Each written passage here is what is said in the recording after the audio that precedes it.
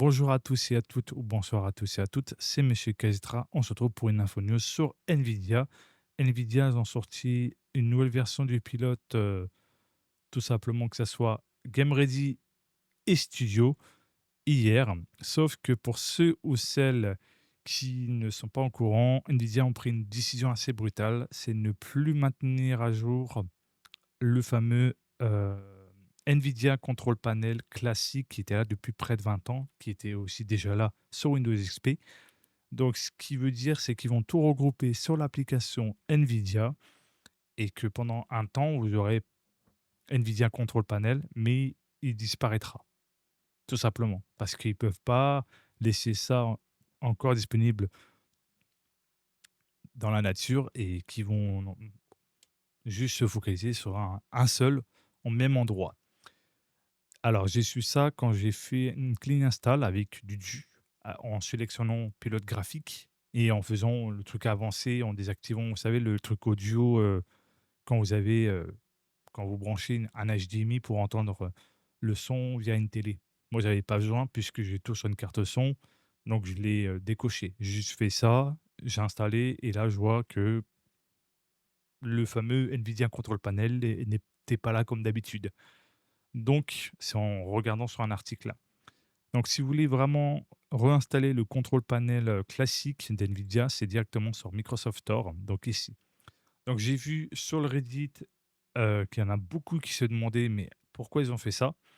Bah, c'est parce qu'il y a eu beaucoup de soucis avec le contrôle panel. Donc, même s'ils avaient pendant un temps optimisé tout ça, il y avait des utilisateurs qui avaient des problèmes. Au bout d'un moment, ils ne peuvent pas non plus faire des miracles. Du coup, ils ont décidé de l'abandonner tout simplement. Ça, il faudra l'accepter, malheureusement. Donc, pour ceux ou celles qui veulent savoir, c'est GameReady et NVIDIA Studio. Ils n'auront plus le contrôle panel classique. Donc, tout sera groupé sur NVIDIA App. Donc, je vais vous montrer où il faut aller. Donc, dans le système, vous pouvez éventuellement tout ce qui est affichage. Vous avez des vidéos. Là, c'est les performances. Ça, c'est rien à voir. Donc, là, vous avez ceux-là, hein, truc de base. Dans la couleur, vous pouvez activer NVIDIA et éventuellement en dessous, en bas de gamin, vous avez l'éclat numérique si vous voulez remettre ce que vous avez l'habitude de mettre. Ensuite, dans graphisme, dans paramètres globaux, c'est là où vous pouvez reparamétrer comme vous avez l'habitude de faire sur le fameux contrôle panel classique que vous avez connu autrefois quand il était disponible dans les installations Clean Install que vous faisiez. Donc tout se fait ici. Moi, mes paramètres, je les ai faits. Donc en soi, je n'ai pas besoin d'y toucher. Donc c'est vrai que faut un temps d'adaptation, faut au moins une semaine, voire 2. Donc c'est vrai que c'est très brutal. Donc après, si vous voulez faire plus, vous descendez en cliquant et puis voilà. Ouais, c'est assez brutal.